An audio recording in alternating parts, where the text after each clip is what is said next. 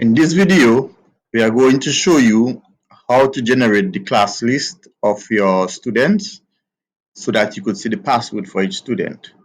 But before we do so, we want to give you a few important points.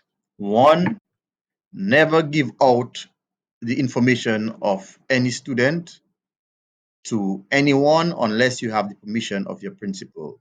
Number two, ensure that you are giving the information to the right person, whether it be parent, guardian, or student.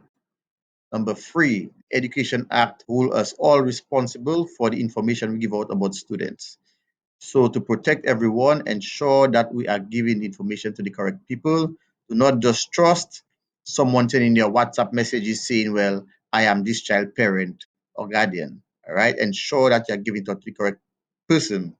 One of the things we encourage is that you give it out via the email that the students have. So you know anyone accessing that email has to have some authority to do with that child. Okay, now we could move on and we're going to show you how to generate the class list. It is very simple. All right, first to your left hand side where your menu is, you go to scheduling, then you go to reports, then you go to print class lists. Okay, when you click print class list, a search box will come up. Now, if you're a form teacher or class teacher, and you have an assembly class like here, you could just click this, all your students will be in here. If you're a subject teacher, you could choose the subject you want to give out the passwords for, and it will generate the same list for you. Okay, so here we're going to choose assembly. Okay, if we want, we can choose a teacher, or we can just leave assembly. Most times, what you will find, an admin person can choose assembly, and it will show up all the teachers. Whereas if you run just an individual teacher, it's only your assembly that will show up.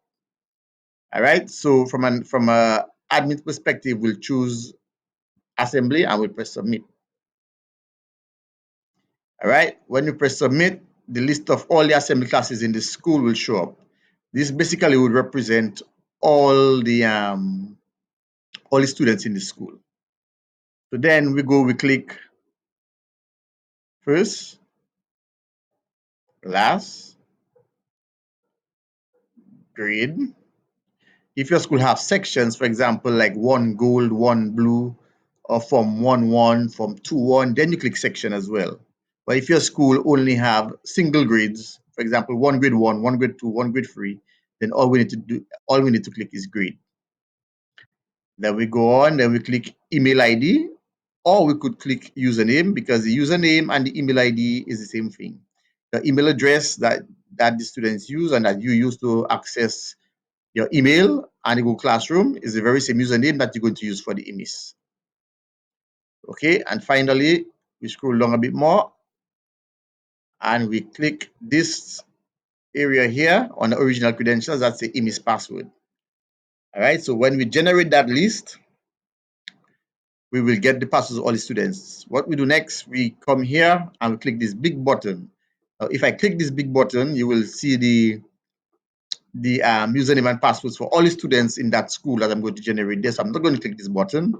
But as a teacher, you could click this button and then you'll get up a list with all the students' username and passwords for them to log into the emails to generate their report card. Thank you.